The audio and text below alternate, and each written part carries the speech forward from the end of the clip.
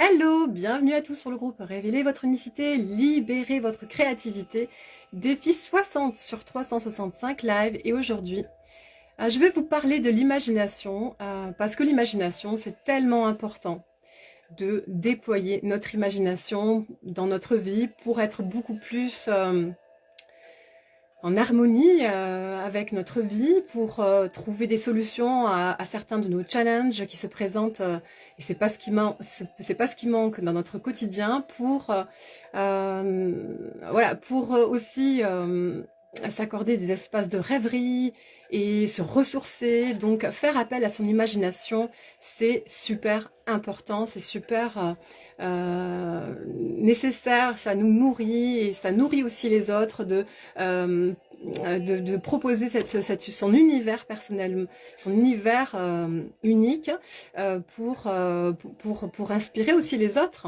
Et bonjour Stéphie, j'espère que tu vas bien. Ça me fait plaisir que tu sois là. Tu peux me parler aussi de ce qu'est pour toi l'imagination, comment tu la vis dans ton quotidien, comment tu te laisses inspirer, ou peut-être comment aussi t'inspires les autres avec ton domaine à toi, avec tes activités à toi. Donc voilà, l'imagination, c'est important parce que ça va nous permettre de libérer justement cette créativité qui est le nom de mon groupe, et de se démarquer dans son unicité. C'est vraiment fondamental pour s'exprimer pleinement dans son être, pour s'exprimer pleinement dans tout ce qu'on nous sommes, et d'agrandir son jardin intérieur. Voilà, c'est aussi en lien avec son jardin intérieur. J'adore cette image, elle m'a toujours fait rêver de cultiver son jardin intérieur, de planter de jolies graines qui vont devenir de magnifiques, de merveilleuses fleurs, d'arracher les mauvaises, de faire du nettoyage, de purifier, c'est vraiment un super, d'ailleurs une super métaphore pour symboliser notre vie intérieure, pour symboliser notre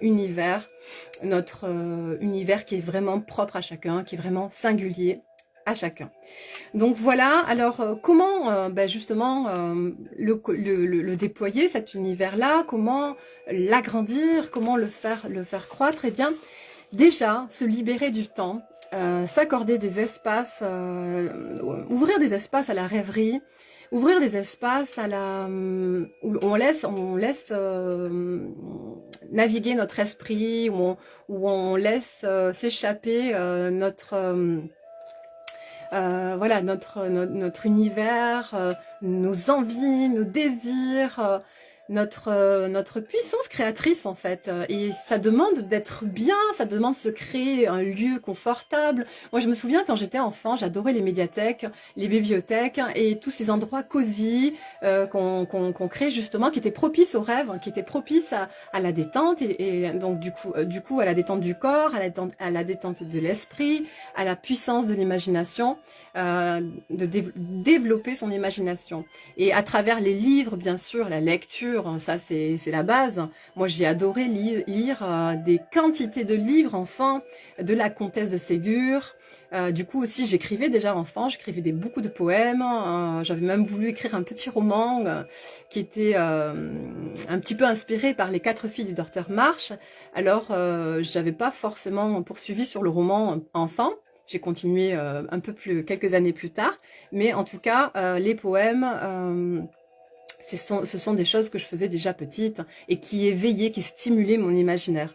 Alors, la lecture, s'ouvrir à sa façon de s'approprier le livre, à son univers. On va trouver, en fonction de qui on est, ce qui nous inspire, le livre qui va nous tellement ouvrir sur ces univers-là, sur cette imagination, où on va tourner les pages avec avidité, avec envie, où plus rien ne compte. Je sais pas si vous connaissez ces heures-là où on est tellement accaparé par le livre, par l'histoire, hein, que on se fiche du téléphone qui sonne, on se fiche d'aller manger, etc. Moi, j'étais comme ça.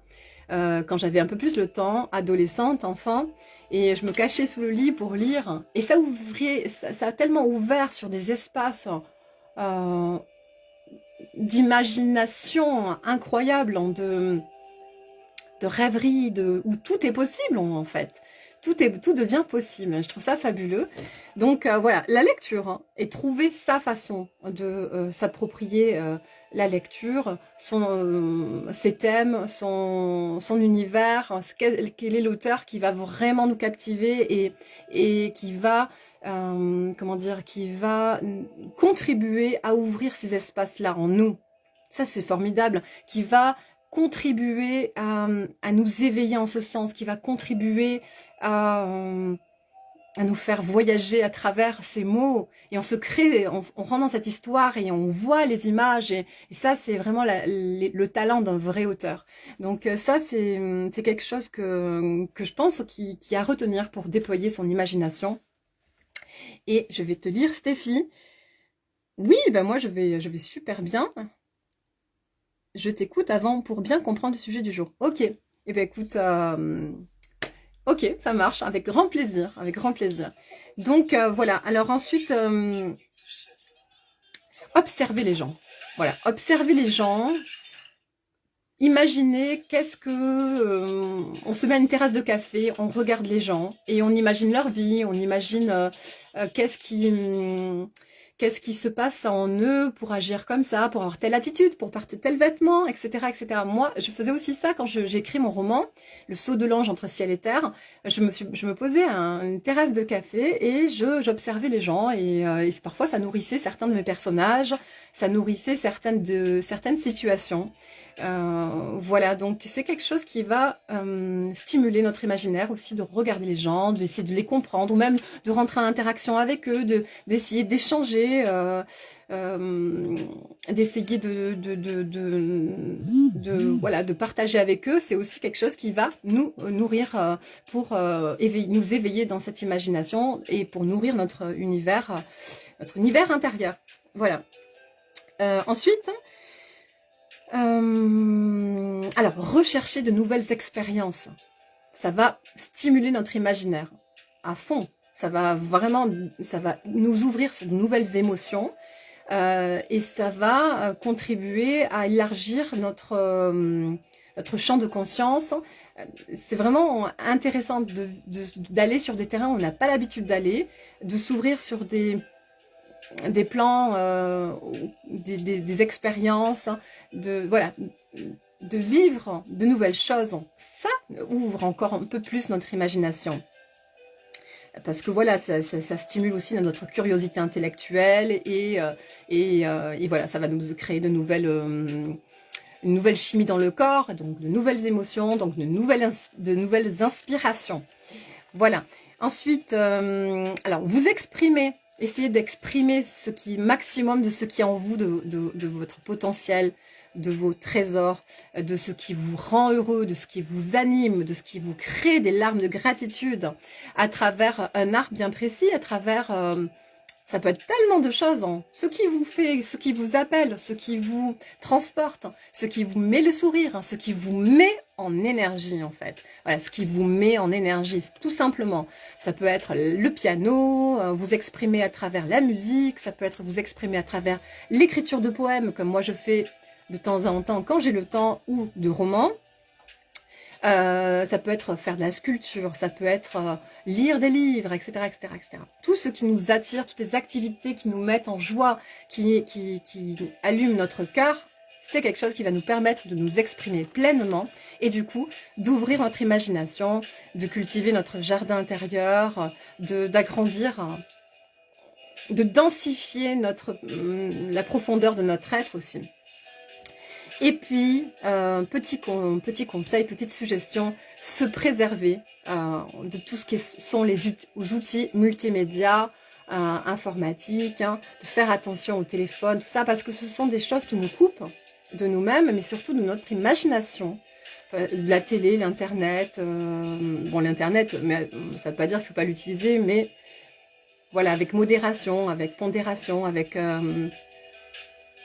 parcimonie, avec intelligence, voilà, en étant raisonnable. Et donc voilà, tout ce qui est la télé, etc. Donc la société, comment dire, pense pour nous en nous proposant des images, en nous proposant des séries, etc. Nous proposant, en ce moment, je sais qu'il y a beaucoup de séries sur Netflix qui sont à la mode, qui sont plutôt intéressantes pour beaucoup d'entre nous. Beaucoup de gens portent de l'attention sur les séries. Et bien ça, enfin moi je les regarde pas du tout. Je trouve que c'est pas super bien pour stimuler l'imagination et pour déployer toute notre puissance créatrice. En plus, ça fait perdre du temps. Là où on pourrait lire, on pourrait s'exprimer par une activité artistique ou lire ou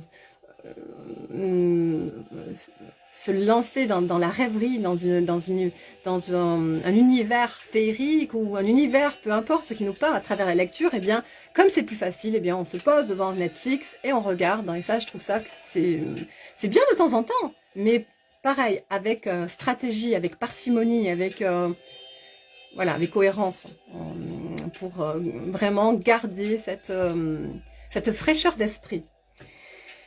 Voilà. Qu'est-ce que je voulais partager encore? Donc, alors, Stéphie, tu dis, moi aussi enfant, je nourrissais mon imaginaire en faisant de grosses balades en vélo et quelques acrobaties. Waouh! Et les arbres, la nature m'ont toujours inspiré, m'a toujours soutenue. Je lisais le soir et écoutais la radio.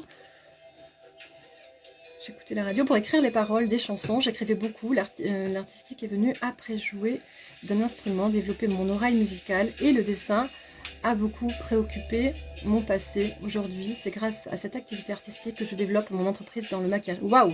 Yes! Ça, c'est génial. Ça, c'est vraiment... J'aime beaucoup ton... Merci pour ton partage, Stéphie. C'est exactement ça. En fait, ce que je vois à travers ce que tu dis, c'est que tu avais une vie dans ton enfance hyper riche au niveau de tes activités, de tes inspirations, de ton élan créateur. En fait, tu étais vachement relié à tout ton pouvoir créateur et je trouve ça génial et merci de me le partager. Et d'ailleurs, ça me rappelle des souvenirs, je me reconnais dans tes mots. Ouais, je faisais aussi, j'étais une petite fille super inspirée enfant. Je m'imaginais animatrice radio, je faisais des jingles comme à la radio, je chantais beaucoup aussi, je chantais beaucoup dans mon jardin, le chant m'inspirait beaucoup, je jouais beaucoup aussi avec des poupées, je me racontais des histoires, etc. Et puis j'écrivais et je faisais des sketchs aussi. Voilà, je faisais des sketchs, j'imaginais que j'étais un humoriste et je faisais rire beaucoup ma famille avec ça. Et ça me fascinait, ça me rendait tellement heureuse. Donc, en fait, il y a la magie réside aussi dans nos vies à travers ce qui nous animait enfant. Et souvent, on s'est coupé parce qu'on se dit que c'est pas possible, parce qu'il y a plein de peurs qui nous empêchent d'aller creuser en ce sens. Mais voilà, pour moi, toute la puissance, toutes les clés de notre chemin, de notre parcours, de ce qui va nous permettre d'être vraiment en harmonie, ben, ça réside dans notre enfance, en fait. Quand on se replonge et qu'on voit ce qui nous rendait heureux, et bien là, c'est vraiment les clés de notre bonheur, voilà. Alors, tu te dis, ensuite j'ai fait 20 ans d'animation, autant de te dire, l'imagination a poursuivi mon quotidien. Le théâtre et la langue des signes s'est ajouté à tout ça. Ouais, ah ouais, génial, génial Stéphie, ouais, génial. Bah, merci de me partager un peu de toi, c'est hyper intéressant. Et puis oui, la langue des signes, ça c'est quelque chose qui m'a toujours intriguée, qui m'a toujours fascinée. Et je me suis souvent dit que justement, ça devait stimuler encore plus notre imagination. Ça devait aussi créer ça doit créer des pistes, comment dire, des connexions neuronales qui nous permettent encore plus de déployer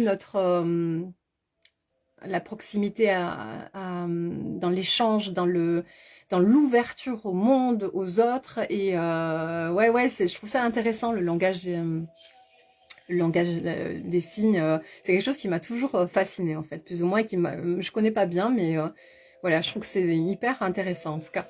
Voilà, donc pour revenir à ce que je disais, voilà, donc se préserver, je pense que j'en étais à se préserver des outils de communication pour voilà garder cette fraîcheur dans son imaginaire, hein, dans son imagination, dans sa vie intérieure, dans son jardin intérieur, et puis s'entraîner à trouver des solutions créatives.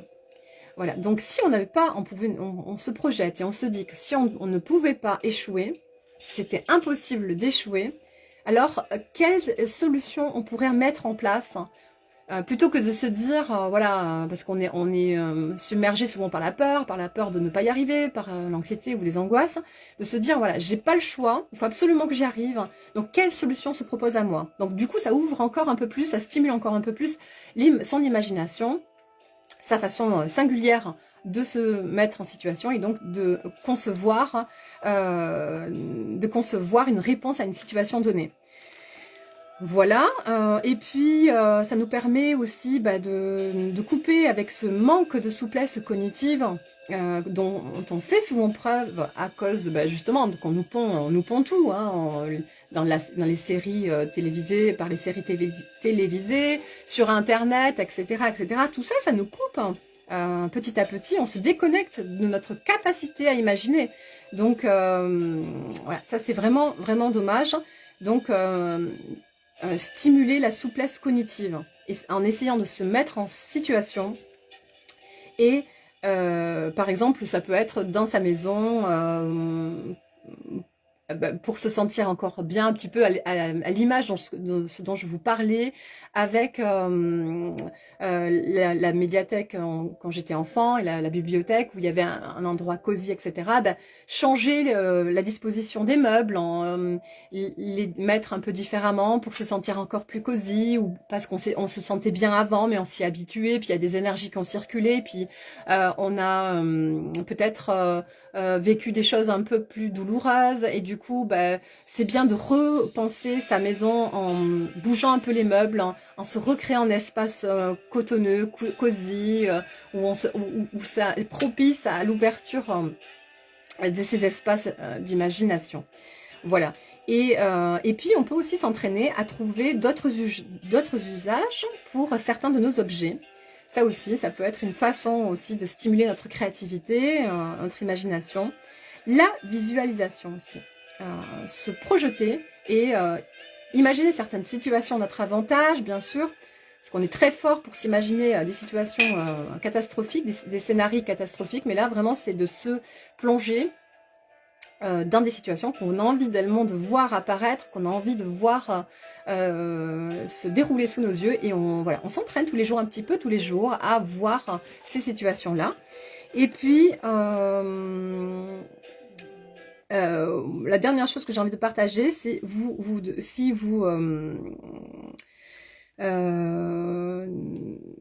demandez-vous en fait ce que vous feriez en premier si vous aviez accès à toutes les ressources infinies, toutes les ressources dont vous avez besoin à l'infini. Et qu'est-ce que vous feriez donc pour aborder votre challenge, votre problème? Comment ce serait possible pour vous d'envisager les choses dans le cas où tout est possible, où vous avez accès à toutes les ressources, mais voilà, du monde entier en fait. Comment vous résoudriez ce problème? C'est notre façon aussi de formuler, comme j'ai dit tout à l'heure précédemment, avec l'échec, si vous étiez, ou c'était pas possible que vous échouez, c'est un petit peu dans le même contexte. Et du coup, ça va stimuler votre curiosité intellectuelle, ça va stimuler votre imagination, ça va créer de nouvelles connexions neuronales, et ça vous permettra du coup d'agrandir le champ des possibles dans votre champ de conscience et d'aller répondre à la solution. Et vous allez voir, vous pouvez être drôlement surpris du coup. Voilà, donc je terminerai en disant de faire toutes ces choses-là en étant en harmonie avec, voilà, en étant toujours dans cette quête d'harmonie avec qui vous êtes, dans votre unicité, dans votre singularité, et de s'ouvrir toujours sur la nouveauté. Voilà, et la dernière chose aussi, j'avais envie de vous partager, alors j'espère que ça va pas être trop long, vous partager un poème que j'aime bien. Enfin, c'est extrait du livre de Bernard Werber, Le livre du voyage. Bernard Weber, je crois qu'on dit pas le R. Le livre du voyage. Donc, c'est un univers qui m'inspire beaucoup, qui me C'est un univers qui me parle en fait, qui parle à mon univers, voilà, à la singularité de mon jardin intérieur en fait. Et du coup, c'est ça aussi, que c'est à travers ça que je vous invite aussi à trouver des textes, à trouver des passages, à trouver des livres qui vont répondre à votre univers singulier, qui vont comme refaire ressurgir toute la richesse, toute l'immensité de ce que vous avez à offrir à travers des textes, hein, des écrits qui vont vous raccrocher en fait, comme raccrocher les wagons, comme vous déclencher en fait, voilà c'est ça, déclencher ce que vous avez à extraire de vous pour résoudre peut-être certains challenges dans votre vie, pour vous exprimer pleinement encore mieux dans toutes vos dimensions. Voilà, donc alors ça démarre, c'est titré par « Chez toi ». Regarde de l'extérieur par les fenêtres ce que rendent les pièces. Tu peux encore améliorer ton refuge. N'as-tu jamais rêvé d'avoir une licorne dans ton jardin? Une armée de lutins de 15 cm de haut, entièrement dévouée à ta protection rapprochée? Installe un coin de forêt pour que les elfes te rendent visite discrètement le soir. Les sirènes seront pas mal dans ta piscine olympique, mais pense à leur aménager une tanière aquatique pour qu'elles puissent se cacher. Tu sais comment sont les sirènes? Rien de plus timide. Installe un pigeonnier géant pour que les anges viennent te voir plus souvent. Voilà, apprécie, enlève ce qui te semble alourdir l'ambiance. Quand tu viendras en ton refuge, il faut que tu aies toujours l'impression d'être dans un nid douillet, où tu ne t'ennuieras jamais. Ton refuge est-il au point? Rien à ajouter? Bon, je te donne la clé unique. Tu la scrutes, la soupèses, tu l'introduis dans la serrure, tu ouvres la porte. Tu es évidemment la première personne à venir ici et à franchir ce seuil. Te voilà enfin chez toi, cher lecteur. Trompette, c'est beau, hein? Inspecte les lieux. Tout est exactement comme tu l'as toujours souhaité. La température est idéale? Tu respires l'air de ta demeure et tu reconnais des odeurs familières. Il y règne des odeurs de lait, de gâteau, de rôti, d'encens ou de cire d'abeille que tu connais depuis ta prime enfance. Même l'odeur des bois, même l'odeur de bois des meubles est un repère qui te rassure. Le bruit de la cheminée avec les bûches qui crépitent, l'odeur de résine, tu vas dans ton bureau. C'est ton lieu de travail, de réflexion, d'entreprise. Tous les objets qui traînent sont reconnus, identifiés. Tu t'assois sur ton fauteuil à ton bureau. Voilà. Donc, je regarde s'il n'y a pas quelque chose d'intéressant. Après, là, ça se termine là. Voilà. Donc là, je trouve que c'est... En fait, je l'avais pas lu en entier, mais je trouve que franchement, c'était parfaitement trouvé. J'avais juste lu 2-3 mots, mais j'avais pas lu en entier. Et je trouve que c'est parfaitement trouvé par rapport à ce que j'ai dit précédemment. C'est vraiment ça, c'est l'idée, c'est rigolo parce qu'en fait, j'avais pas lu jusqu'au bout et l'histoire du refuge et tout ça, ça illustre parfaitement ce que je vous ai dit précédemment sur le fait d'aller se faire un coin hyper cosy, un coin où on est bien, qui nous ressemble, qui parle à ce qu'on est profondément. Pour s'ouvrir sur son univers, sur son jardin intérieur et pour s'ouvrir du coup au champ des possibles, hein, parce que quand on fait ce pont entre notre imagination et ce qu'on est profondément, eh bien du coup c'est aussi le pont qu'on va créer entre nous et tout le champ des possibles, entre nous et la réalité, entre nous et ce qu'on va créer dans la matière, ce qu'on va densifier, ce qu'on va faire prendre forme en fait, ce qu'on va autoriser de s'incarner dans la matière. Voilà, donc je trouve ça génial et je trouve ça super puissant de voir les choses comme ça. Donc voilà. Écoutez, je suis ravie de vous avoir partagé ça parce que ça vraiment, je sens que ça me parle profondément et c'est vraiment aligné à ce que j'éprouve intérieurement.